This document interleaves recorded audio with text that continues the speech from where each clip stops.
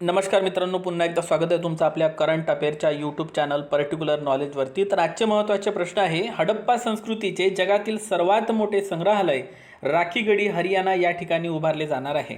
ठीक आहे, तर राखीगढी हे ठिकाण कुठे आहे लक्षात ठेवायचं आहे तुम्हाला, हरियाणा. आणि मित्रांनो एक माहिती असू द्या की हडप्पा संस्कृतीचा शोध 1921 मध्ये दयाराम साहनी यांनी लावलेला होता. ठीक आहे, तर या घटनेला 2021 मध्ये 100 वर्ष पूर्ण झालेले आहे.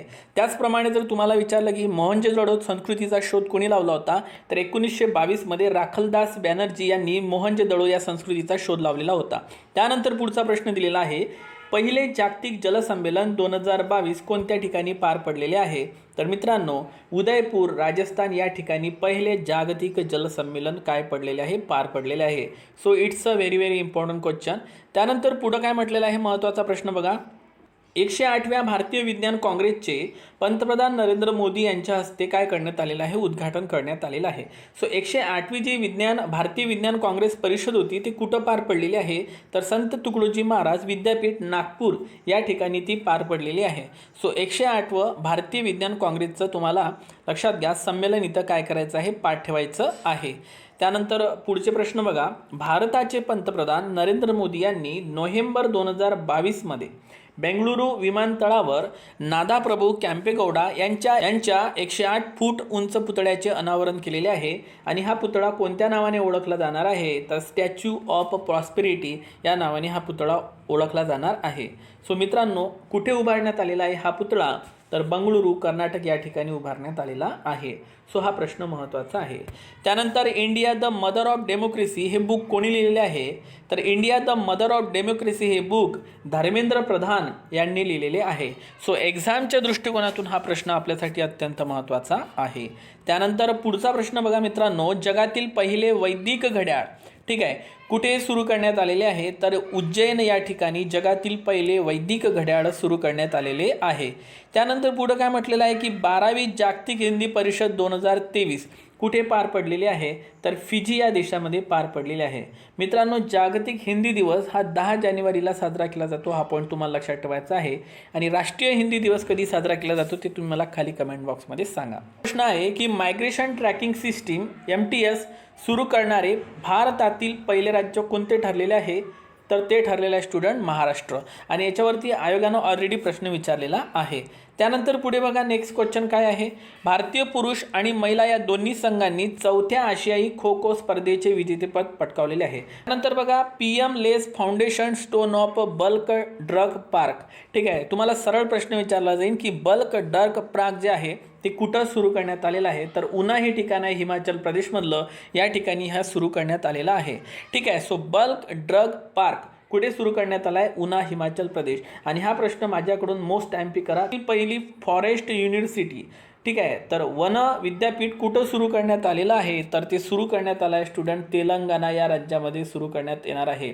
So it's a very very important. Telangana राज्याची स्थापना ही 2 जून 2014 मध्ये करण्यात आलेली होती.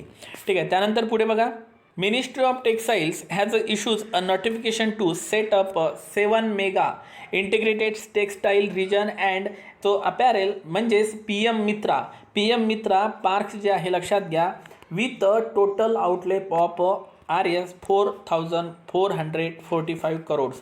तर आता आपल्याला प्रश्न काय विचारला जाणार आहे, सिंपल लक्षात ठेवायचं आहे तुम्हाला की PM मित्रा ही योजना कशा संबंधित आहे, तर लक्षात घ्या टेक्सटाईल संबंधित आहे. बस एवढा सिंपल पॉईंट तुम्ही इथे लक्षात घ्या मित्रांनो.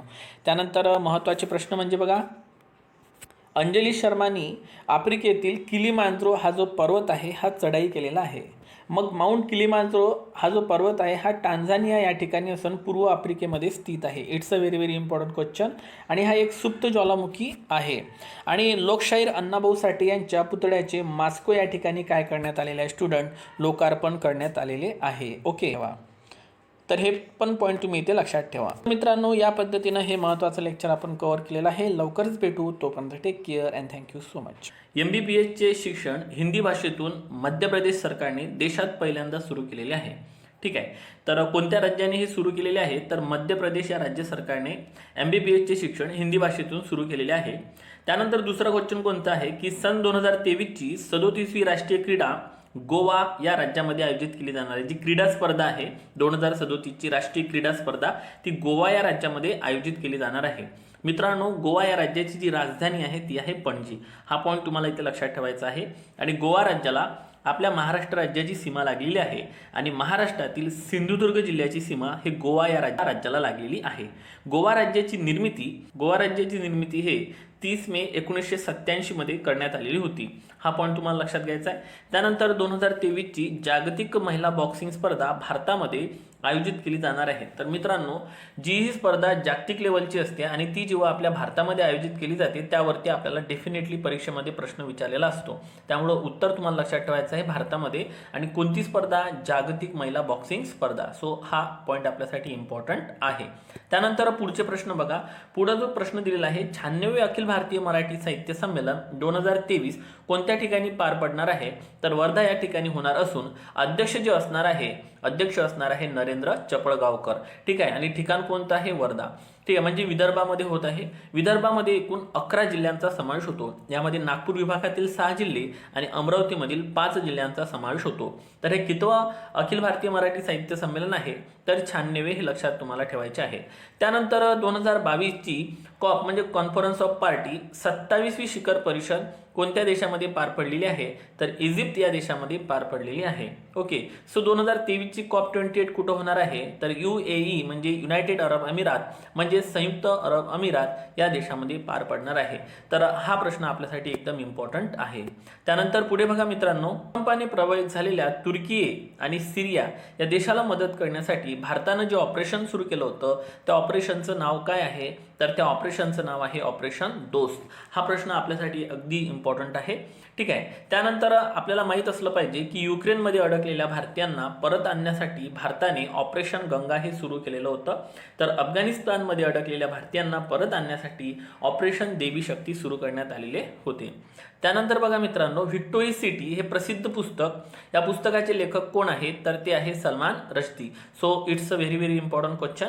ठीक आहे. त्यानंतर बघा मित्रांनो, आपण मागे एक पुस्तक बघितलेलं होतं इंडिया पॉझिटिव्ह. तर या इंडिया पॉझिटिव्ह पुस्तकाचे लेखक चेतन भगत हे आहे. हा पण तुम्हाला इथे लक्षात ठेवायचा आहे. त्यानंतर पुढचे प्रश्न बघा. भारतामध्ये पहिल्यांदाच लिथियमचे साठे जम्मू आणि काश्मीर या राज्यामध्ये सापडलेले आहे. ठीक आहे. कशाचे साठे? लिथियमचे साठे. तर तुम्हाला सर्वांना माहित आहे की स्मार्टफोनमधील ज्या मोबाईलच्या बॅटऱ्या असतात त्या लिथियम पासूनच बनलेल्या असतात. आणि लक्षात घ्या, लिथियमलाच पांढरा धातू म्हणून सुद्धा ओळखला जाते. त्यानंतर सलाल जलविद्युत केंद्र कोणत्या राज्यामध्ये आहे? तर बघा, सलाल जलविद्युत केंद्र हे जम्मू काश्मीर या राज्यामध्ये असून ते चिनाब या नदीवर स्थित आहे. आणि तुम्हाला सर्वांना माहित आहे अलीकडे जगातील सर्वात उंच रेल्वे पूल कोणत्या नदीवर बांधण्यात आलेला आहे किंवा काम चालू आहे? तर चिनाब नदी. हे लक्षात ठेवायचं आहे. आणि हा पूल सुद्धा जम्मू काश्मीरमध्येच येतो. त्यानंतर अत्यंत महत्त्वाचा प्रश्न म्हणजे दूध उत्पादनामध्ये जगातील पहिला देश कोणता ठरलेला आहे? तर तो ठरलेला आपला भारत देश. आणि लक्षात असू द्या, पोलाद उत्पादनामध्ये आपला दुसरा क्रमांक लागतो. ठीक आहे. तर दूध उत्पादनामध्ये पहिला क्रमांक लागतो भारत या देशाचा. मित्रांनो, दूध उत्पादनासंबंधी जी क्रांती होती ती होती धवल क्रांती. आणि धवल क्रांतीचे जनक डॉक्टर व्हर्गीस कुरियन यांना म्हटलं जाते. हा पण पॉईंट तुम्ही इथे लक्षात ठेवा. आणि ऑपरेशन फ्लड हे दुधाच्या उत्पादनासंबंधित होते. ओके. त्यानंतर पुढे बघा, नागालँड राज्याची स्थापना 1 डिसेंबर 1963 मध्ये करण्यात आलेली होती. ठीक आहे. मग 2023 मध्ये किती वर्ष पूर्ण होत आहे? तर 60 वर्ष. 60 वर्ष म्हणजे कोणता? हीरक महोत्सवी वर्ष. ठीक आहे. जेव्हाही 60 वर्ष पूर्ण होतात तेव्हा त्याला हीरक महोत्सवी वर्ष किंवा डायमंड इयर असं म्हटलं जाते. सो एक्झाममध्ये तुम्हाला नक्कीच नागालँड या राज्यावरती प्रश्न येणार आहे. नागालँड राज्याची राजधानी कोणती आहे? तर नागालँड राज्याची राजधानी कोहिमा आहे. हे लक्षात तुम्हाला ठेवायचं आहे. त्यानंतर बिरसा मुंडा हॉकी स्टेडियम कुठे आहे? तर ओडिशा या राज्यामध्ये तयार करण्यात आलेले आहे. ठीक आहे. लक्षात ठेवायचं आहे ओडिशा. त्यानंतर मित्रांनो, 15 नोव्हेंबर हा दिवस आदिवासी जनजातीय गौरव दिवस म्हणून साजरा केला जातो. ठीक आहे. 15 नोव्हेंबरला कोणाचा जन्मदिवस असतो? तर बिरसा मुंडा यांचा जन्मदिवस असतो. आणि लक्षात असू द्या, बिरसा मुंडा यांनी उल्गुमून नावाचा उठाव केलेला होता. सो असे प्रश्न पण आपल्याला करंट अफेअरमधून हिस्ट्रीमध्ये क्लिअर असायला पाहिजे. त्यानंतर 17वा प्रवासी भारतीय दिवस जानेवारी 2023 रोजी किंवा जानेवारी 2023 मध्ये इंदोर या शहरामध्ये साजरा करण्यात आला. भारतातील 6व्यांदा स्वच्छ शहर इंदोर हे शहर ठरलेले आहे. आणि इंदोर हे शहर मध्य प्रदेशमध्ये येते. आणि लक्षात असू द्या, 17वा प्रवासी भारतीय दिवस जो 2023 मध्ये पार पडलेला आहे, याचे प्रमुख पाहुणे म्हणून डॉक्टर मोहम्मद इरफान अली, जे की गुयानाचे राष्ट्रपती आहे, यांना आमंत्रित करण्यात आलेले होते. ठीक आहे. त्यानंतर चर्चेतील सायलेंट व्हॅली कोणत्या राज्यातील आहे, तर चर्चेतील सायलेंट व्हॅली केरळ या राज्यातील आहे. आणि सिलिकॉन व्हॅली म्हटलं तर कर्नाटक राज्य. तर हे दोन्ही पॉईंट तुम्हाला इथे लक्षात ठेवायचे आहे. त्यानंतर बघा मित्रांनो, आंबेडकर अ लाईव्ह या पुस्तकाचे लेखक कोण आहे, तर ते आहे शशी थरूर. तर हा पण प्रश्न तुम्हाला इथे लक्षात ठेवायचा आहे, कारण अत्यंत इम्पॉर्टंट प्रश्न आहे. ओके मित्रांनो. त्यानंतर पुढे बघा, अंदमान निकोबारमधील 21 बेटांना 21 परमवीर चक्र प्राप्त सैनिकांची नावे देण्यात येणार आहे. तर मागं आयोगाने सुद्धा प्रश्न विचारलेला होता की एकूण किती व्यक्तींना परमवीर चक्र प्राप्त झालेले आहे, तर उत्तर होतं 21. सो हा पण पॉईंट आपल्याला इथे लक्षात ठेवायचा आहे. ठीक आहे. तर कुठले बेट आहे हे, अंदमान निकोबारमधले 21 बेटांना 21 परमवीर चक्र प्राप्त सैनिकांची नावे देण्यात येणार आहे. त्यानंतर भारतातील पहिले हरित ऊर्जा राज्य बनवण्याचे लक्ष्य 2025 पर्यंत कोणत्या राज्याने घोषित केलेले आहे, तर ते राज्य आहे हिमाचल प्रदेश. ठीक आहे. तर हा पॉईंट तुम्हाला इथे लक्षात घ्यायचा आहे. दालचिनीची संघटित शेती करणारं भारतातील पहिलं राज्य कोणतं ठरलेलं आहे, तर ते सुद्धा हिमाचल प्रदेशच ठरलेलं आहे. मित्रांनो, आपल्यासाठी अत्यंत महत्त्वाचा प्रश्न आहे, दिव्यांग विभाग स्थापन करणारे भारतातील पहिले राज्य कोणते ठरलेले आहे, तर ते ठरलेले आहे महाराष्ट्र राज्य. मित्रांनो, अलीकडे महाराष्ट्रामध्ये जिव्हाळा योजना, मिशन मुक्ता योजना, कारागृह पर्यटन योजना, सलोखा योजना, अशा बऱ्याच योजना महाराष्ट्र सरकारने सुरू केलेल्या आहे. तर हे सगळे पॉईंट्स तुम्ही लक्षात घ्या, कारण येणाऱ्या एक्झाममध्ये आपल्याला याच्यावरती प्रश्न दिसणार आहे. त्यानंतर अंधत्व नियंत्रण धोरण जाहीर करणारे भारतातील पहिले राज्य कोणते ठरलेले आहे, तर अंधत्व नियंत्रण धोरण जाहीर करणारे भारतातील पहिले राज्य राजस्थान हे ठरलेले आहे. तो हे सगळे पॉईंट्स तुम्ही इथे लक्षात घ्या, कारण हे एक्झाममध्ये आपल्याला प्रश्न नक्कीच दिसतील. EWS आरक्षणाच्या निकषांचे पुनरावलोकन करण्यासाठी नेमलेल्या समितीचे अध्यक्ष कोण आहे, तर ते आहे अजय भूषण पांडे. त्यानंतर महत्त्वाचा प्रश्न म्हणजे सौर इंधनाचा वापर करणारी जगातील पहिली एअरलाइन्स कोणती ठरलेली आहे, तर ती ठरलेली आहे Swiss airlines. It's a very important question. त्यानंतर बघा मित्रांनो, 21वा वरुण युद्ध सराव 2023 कोणत्या दोन देशादरम्यान पार पडलेला आहे, तर 21वा वरुण युद्ध सराव भारत आणि फ्रान्स या दोन देशांमध्ये पार पडलेला आहे. अलीकडेच आपण राफेल विमान जे आहे ते फ्रान्सकडून घेतलेले आहे. आपण एकूण किती राफेल विमान घेतलेले आहे ते नक्की तुम्ही मला खाली कमेंट बॉक्समध्ये सांगा. ठीक आहे. आणि लक्षात असू द्या, आपण स्वातंत्र्य, समता, बंधुता ही जी तत्त्वे आहे हे सुद्धा आपण फ्रान्सकडूनच घेतलेली आहे. सो हा प्रश्न आपल्यासाठी अत्यंत महत्त्वाचा आहे. त्यानंतर युक्रेनमध्ये अडकलेल्या भारतीयांना परत आणण्यासाठी सुरू केलेल्या ऑपरेशनचे नाव काय आहे, तर मगाशीच मी तुम्हाला सांगितलं ऑपरेशन गंगा. आणि अफगाणिस्तानमध्ये अडकलेल्या भारतीयांना परत आणण्यासाठी सुरू करण्यात आलेल्या ऑपरेशनचे नाव काय आहे, तर ऑपरेशन देवी शक्ती. सो हे दोन्ही पॉईंट्स तुम्हाला इथे काय करायचे आहे मित्रांनो, लक्षात ठेवायचे आहे, कारण एक्झामच्या दृष्टिकोनातून हे प्रश्न आपल्यासाठी महत्त्वाचे आहेत. ओके. त्यानंतर बघा, लास्ट स्लाइड आलेली आहे आपल्यासमोर. सेबी म्हणजे काय होते, तर security exchange board of India. ठीक आहे. तर स्टॉक एक्सचेंज नाही, सिक्युरिटी एक्सचेंज, हे लक्षात ठेवा. So security exchange board of इंडियाच्या अध्यक्षा, पहिल्या महिला अध्यक्षा म्हणून माधवी पुरी बुच यांची नियुक्ती करण्यात आलेली आहे. ठीक आहे. तर हा पॉईंट आपल्यासाठी लक्षात ठेवायचा आहे मित्रांनो.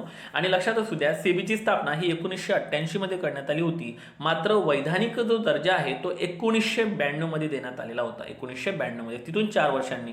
सो हा पॉईंट लक्षात ठेवा, कारण यावरती डेफिनेटली आयोग आपल्याला प्रश्न विचारणार आहेच आणि विचारलेले सुद्धा आहेत. ओके. आणि शेअर मार्केटवर नियंत्रण ठेवण्याचं काम हे सेबी ही संस्थाच करत असते. आणि आजचा शेवटचा प्रश्न आजच्या लेक्चरमधला, भारताचे पहिले सागरी लवाद केंद्र कुठे सुरू करण्यात आलेले आहे, तर गांधीनगर, गुजरात या ठिकाणी सुरू करण्यात आलेले आहे. हकुटो आर हा चंद्र मोहीम जी आहे ही कोणत्या देशाची आहे, तर या प्रश्नाचं अचूक उत्तर आहे जपान या देशाची हे चंद्रयान मोहीम आहे. तुम्हाला सर्वांना माहीत असेल, अलीकडेच आर्टेमिस नावाची जी चंद्रयान मोहीम आहे ही नासा या संस्थेने पाठवलेली आहे. आणि नासाची स्थापना ही 1958ची आहे, हे लक्षात घ्या. ठीक आहे. आणि नासा ही संस्था अमेरिका या देशाची आहे. आता होकुटो आर म्हटलं तर हे कोणत्या देशाचं आहे, जपान या देशाचं चंद्रयान आहे, हे लक्षात ठेवायचं आहे तुम्हाला. त्यानंतर पुढचा प्रश्न कोणता आहे बघा, पंतप्रधान नरेंद्र मोदी यांनी बेंगलुरूमध्ये नादाप्रभू कॅम्पेगौडा यांच्या 108 फूट उंचीच्या कांस्य पुतळ्याचे अनावरण केलेले आहे. तर तुम्हाला विचारलं जाऊ शकते की हा जो पुतळा आहे हा किती फूट उंचाचा आहे, तर 108 फूट उंचाचा हा पुतळा आहे. आणि कुठं उभारला जाणार आहे, तर बेंगलुरू या ठिकाणी उभारला जाणार आहे. सो एक्झाम्सच्या दृष्टिकोनातून हा प्रश्न महत्त्वाचा आहे. त्यानंतर नॅशनल फॅमिली हेल्थ सर्वे. ठीक आहे. नॅशनल फॅमिली हेल्थ सर्वे, तर मागं जी मेन्स एक्झाम झाली होती त्यामध्ये प्रश्न विचारला होता की NFHS हे कशा संबंधित सर्वेक्षण आहे? ऑप्शनमध्ये आर्थिक सर्वेक्षण, आरोग्य सर्वेक्षण. ठीक आहे, तर अशा पद्धतीचे काही ऑप्शन होते. तर हेल्थ म्हणजेच आरोग्य सर्वेक्षणासंबंधित हे NFHS 5 होते. तर कालावधी कोणता होता? 2019 ते 2021 हा तुम्हाला पॉईंट इथे लक्षात ठेवायचा आहे. आणि बघा इथे पॉईंट दिला आहे, the first national family health survey कधी करण्यात आलेला होता? तर तो 1992-93 मध्ये करण्यात आलेला होता. त्यामुळे हा पॉईंटसुद्धा एक्झामच्या दृष्टिकोनातून आपल्यासाठी इम्पॉर्टंट आहे. कर्नाटकने बेंगळुरूमध्ये देशातील सर्वात मोठे AVGC सेंटर ऑफ एक्सलन्स सुरू केलेले आहे. आता पेपरमध्ये आपल्याला काय विचारलं जाऊ शकते की EVGC म्हणजे काय? तर बघा याच्यामध्ये ॲनिमेशन, व्हिज्युअल इफेक्ट्स, त्यानंतर गेमिंग अँड कॉमिक्स याचा समावेश असणार आहे. तर हे कुठं उभारण्यात आलेलं आहे? बेंगळुरू कर्नाटक या ठिकाणी उभारण्यात आलेलं आहे. तर यावरती प्रश्न येण्याचे जास्त चान्सेस आहे. हा प्रश्न तुम्ही इथे लक्षात घ्या. ठीक आहे मित्रांनो, या ठिकाणी आपण तेच प्रश्न घेत असतो जे अत्यंत इम्पॉर्टंट आहे. ठीक आहे, त्यानंतर बघा मित्रांनो, Danuri south Korea's first moon mission, म्हणजेच दक्षिण कोरिया या देशाचं पहिलं हे चंद्र मिशन ठरलेलं आहे. आणि लक्षात घ्या त्या मिशनचं नाव काय आहे? तर मिशनचं नाव आहे दानोरी. त्यामुळे हा पॉईंट तुम्हाला इथे लक्षात घ्यायचा. यावरती प्रश्न येण्याची जास्तीत जास्त चान्सेस आहे. त्यानंतर उत्तराखंडमध्ये आशियातील सर्वात मोठ्या 4 लक्षात घ्या मीटर लिक्विड मिरर टेलिस्कोपचे उद्घाटन करण्यात आलेले आहे. त्यामुळं लक्षात घ्या सर्वात मोठ्या आणि विशेषतः म्हणजे मित्रांनो हे आशिया खंडातील आहे. सो सर्वात मोठ्या 4 मीटर लिक्विड मिरर टेलिस्कोपचे उद्घाटन कुठं करण्यात आलेले आहे? तर हे उद्घाटन उत्तराखंडमध्ये करण्यात आलेले आहे. आणि उत्तराखंडची राजधानी डेहराडून आहे. हा पॉईंट तुम्हाला इथे लक्षात ठेवायचा आहे. त्यानंतर पुढचा प्रश्न दिलेला आहे की Luis Caffarelli won the 2023 Abel prize. Okay, so Abel prize हा जो अवॉर्ड असतो हा गणित क्षेत्रातील सर्वोच्च अवॉर्ड मानला जातो. म्हणजे गणित क्षेत्रातील नोबेलसुद्धा म्हटलं जाते. आणि या पुरस्काराची स्थापना लक्षात घ्या हे 2001 मध्ये आणि हा पुरस्कार 2003 पासून दिला जातो. ठीक आहे, काही ठिकाणी 2002 असं सुद्धा दिलेलं आहे. त्यामुळे हा पॉईंट तुम्ही थोडा चेक करून घ्याल. त्यानंतर पुढे काय म्हटलेलं आहे की चालू घडामोडी 2023 मधला प्रश्न आहे की 1 ऑक्टोबर 2022 पासून भारतात 5G सेवांचा प्रारंभ झालेला आहे. म्हणजे आणि 5G मधला जो G आहे हा जनरेशन संबंधित असतो. हा पॉईंट तुम्ही लक्षात घ्या, कारण यावरती सुद्धा आपल्याला प्रश्न विचारला जाऊ शकतो. आणि तारीख पाठ ठेवायची आहे 1 ऑक्टोबर 2022. त्यानंतर पुढचे महत्त्वाचे प्रश्न बघा. हा अत्यंत महत्त्वाचा प्रश्न आहे की पोलाद उत्पादनामध्ये जपानला मागे टाकून, हा प्रश्न येऊ शकते. ठीक आहे, की जपानला मागे टाकून भारताने जगात दुसरे स्थान मिळवलेले आहे. आणि या सूचीमध्ये चीन हा प्रथम क्रमांकावर आहे. म्हणजे पहिले चीन, दुसरा जपान होता आणि तिसरा भारत होता. परंतु यावेळेला आपण जपानला मागे टाकलं आणि भारत दुसऱ्या क्रमांकावर आलेला आहे. त्यामुळं पोलाद उत्पादनात भारताचा आता दुसरा क्रमांक लागतो. ठीक आहे, त्यामुळे हे पण लक्षात ठेवा की आपण कोणाला मागे टाकलेले आहे? तर जपानला. ठीक आहे, तर आता क्रम कसा झाला? 1 नंबर चीन, 2 नंबर भारत आणि 3 नंबर आहे जपान. त्यानंतर पुढचा प्रश्न बघा. Army's Kibithu base in Arunachal Pradesh. ठीक आहे, तर आता पहा अरुणाचल प्रदेशमधील लष्कराच्या किबितू तळाला ठीक आहे पहिले CDS जनरल बिपिन रावत यांचे नाव देण्यात आलेले आहे. हा प्रश्न आपल्यासाठी अत्यंत महत्त्वाचा आहे. मित्रांनो, दुसरे जे CDS आहे सध्या ते जनरल अनिल चव्हाण हे आहेत. हा पॉईंट तुम्हाला इथे लक्षात ठेवायचा आहे. एक्झामच्या दृष्टिकोनातून यावर प्रश्न नक्कीच विचारला जाऊ शकतो. ठीक आहे, आणि भारताच्या अतिपूर्वेकडचं टोक किबितू हे आहे, लक्षात घ्या. ठीक आहे, त्यामुळं हा पण प्रश्न आपल्याला येऊ शकतो. त्यानंतर बघा चालू घडामोडींमधला पुढचा प्रश्न आहे की भारतातील पहिले 3D प्रिंट केलेले पोस्ट ऑफिस कुठे सुरू करण्यात आलेले आहे? तर बेंगळुरू या ठिकाणी सुरू करण्यात आलेले आहे. ठीक आहे, म्हणजे बेंगळुरूला बऱ्याच गोष्टी झालेल्या या वर्षामध्ये, हे लक्षात ठेवा. भारतातील पहिले 3D प्रिंट केलेले पोस्ट ऑफिस कुठे? बेंगळुरू कर्नाटक या ठिकाणी सुरू करण्यात आलेले आहे. इंग्लिशमध्ये बघा, India's first 3D printed post office too soon come up in Karnataka. So Bengaluru तुम्हाला लक्षात ठेवायचं आहे. मोस्ट टाइम करा. त्यानंतर पुढचा प्रश्न आहे चालू घडामोडी 2023. भारताने श्रीलंकेच्या नौदलाला डॉर्नियर 228 हे सागरी देखरेख विमान काय केलेलं आहे? सुपूर्द केलेलं आहे. विचारलं जाऊ शकते तुम्हाला की डॉर्नियर 228 हे सागरी विमान आपण कोणत्या देशाला दिलेलं आहे? तर श्रीलंकेला. सो हा पॉईंट लक्षात ठेवा. मित्रांनो, ही जी PDF आहे ही PDF मी आपल्या टेलिग्राम चॅनलवर सेंड करेल. टेलिग्रामची लिंक डिस्क्रिप्शन बॉक्समध्ये दिलेली आहे. पुढचा प्रश्न काय म्हणतो? Haryana to develop 10,000 acres of safari park largest in the world. म्हणजे जगातील सर्वात मोठा सफारी पार्क कोणत्या राज्यामध्ये उभारला जात आहे? तर हरियाणा या राज्यामध्ये उभारला जात आहे. आता विचार करा, हा जगातील सर्वात मोठा सफारी पार्क ठरणार आहे. त्यामुळे ऑब्व्हियसली आपल्याला परीक्षामध्ये याच्यावर प्रश्न विचारला जाणार आहे. आणि 10,000 एकरचा हा सफारी पार्क असणार आहे जो की हरियाणामध्ये असणार आहे. ओके, आणि हरियाणाची राजधानी आहे चंदीगड. त्यानंतर पुढचा प्रश्न बघा, भारतातील पहिले गोल्ड ATM कुठे सुरू करण्यात आलेले आहे? हैदराबाद, तेलंगणा या ठिकाणी सुरू करण्यात आलेलं आहे आणि मागच्या पण आपण व्हिडिओमध्ये याबद्दल माहिती पाहिलेली आहे. ओके. त्यानंतर बघा मित्रांनो, एक कुटुंब एक ओळख हे पोर्टल कोणत्या राज्याने सुरू केलेले आहे? तर ते उत्तर प्रदेश या राज्याने सुरू केलेले आहे. शोधचक्र पोर्टल UGCद्वारे सुरू करण्यात आलं असून कशा संबंधित आहे? तर संशोधनाला चालना देणे. मित्रांनो, UGCबद्दल तुम्हाला जी माहिती आहे ती तुम्ही खाली कमेंट बॉक्समध्ये सांगा, जसं की UGCची स्थापना आणि UGCचे अध्यक्ष कोण आहेत नक्की सांगा. त्यानंतर यूट्यूबचे नवीन CEO म्हणून नील मोहन यांची निवड करण्यात आलेली आहे, लक्षात घ्या. आणि यूट्यूबची स्थापना ही 2005मध्ये करण्यात आलेली आहे. एक्झामच्या दृष्टिकोनातून हा प्रश्न खूप इम्पॉर्टंट आहे. त्यानंतर पुढे बघा, भारत MH-60R नावाचे हेलिकॉप्टर अमेरिका या देशाकडून खरेदी करणार आहे. तुम्हाला प्रश्न येऊ शकतो की भारत MH-60R नावाचे हेलिकॉप्टर कोणत्या देशाकडून खरेदी करणार आहे? तर अमेरिका. तुम्हाला सर्वांना माहीत असेल, अलीकडे आपण 36 राफेल विमान हे फ्रान्सकडून घेतलेले आहे. ओके. सो कोणाकडून घेतलेले आहे? 36 राफेल विमान फ्रान्सकडून घेतलेले आहे. ठीक आहे. अपाचे हेलिकॉप्टर, चिनूक हेलिकॉप्टर हे आपण अमेरिकेकडून घेतलेले आहे. सो दोन्ही पॉईंट लक्षात ठेवा. चर्चेतील मध्यान्ह पोषण आहार योजना जी 15 ऑगस्ट 1995ला सुरू करण्यात आली होती, ती अलीकडे PM पोषण या योजनेमध्ये विलीन झालेली आहे. त्यामुळे ही तारीख मी इथं घेतलेली आहे. तर हा पण पॉईंट तुम्ही सर्वांनी इथे लक्षात घ्या. ओके. भारतातील सर्वात मोठा तरंगता सौर ऊर्जा प्रकल्प कोणत्या राज्यामध्ये उभारला जाणार आहे? तर तो तेलंगणा राज्यामध्ये उभारला जाणार आहे आणि तेलंगणाची स्थापना ही 2 जून 2014मध्ये करण्यात आलेली होती. हा पॉईंट सगळ्यांनी इथे लक्षात घ्या. ओके मित्रांनो, जर आपला व्हिडिओ तुम्हाला आवडत असेल तर प्लीज आपल्या व्हिडिओला लाईक करा आणि मित्रांपर्यंत शेअर करा, याची आम्हाला खूप मदत होईल. त्यानंतर बघा, T20 अंध क्रिकेट विश्वचषक स्पर्धा 2023 विजेता देश ठरलेला आहे आपला भारत आणि उपविजेता ठरलेला आहे बांगलादेश. सो हा दोन्ही पॉईंट तुम्हाला इथं लक्षात ठेवायचा आहे. विजेता देश आहे भारत आणि कोणाला हरवलं आपण? बांगलादेशला. ओके. या प्रश्न येण्याचे जास्तीत जास्त चान्सेस आहे, सगळ्यांनीही लक्षात घ्या. त्यानंतर बघा मित्रांनो, विजय हजारे क्रिकेट चषक 2022-23 विजेता संघ ठरलेला आहे सौराष्ट्र संघ आणि उपविजेता ठरलेला आहे महाराष्ट्र संघ. सो हा पॉईंट तुम्हाला इथे लक्षात घ्यायचा आहे. किंवा तुम्हाला हे विचारू शकते की विजय हजारे चषक कोणत्या खेळासंबंधित आहे? क्रिकेट. जसं संतोष ट्रॉफी फुटबॉल खेळासंबंधित आहे. ठीक आहे. बरेच प्रश्न काय केले जातात? विचारले जातात. तर मित्रांनो, आता तुम्ही मला खाली कमेंट बॉक्समध्ये सांगा की हे लेक्चर कसं वाटलं. आणि ही सिरीज आपण अशीच कंटिन्यू सुरू ठेवणार आहे, त्यामुळे आपल्याशी जुळून राहा. All the best, take care and thank you so much.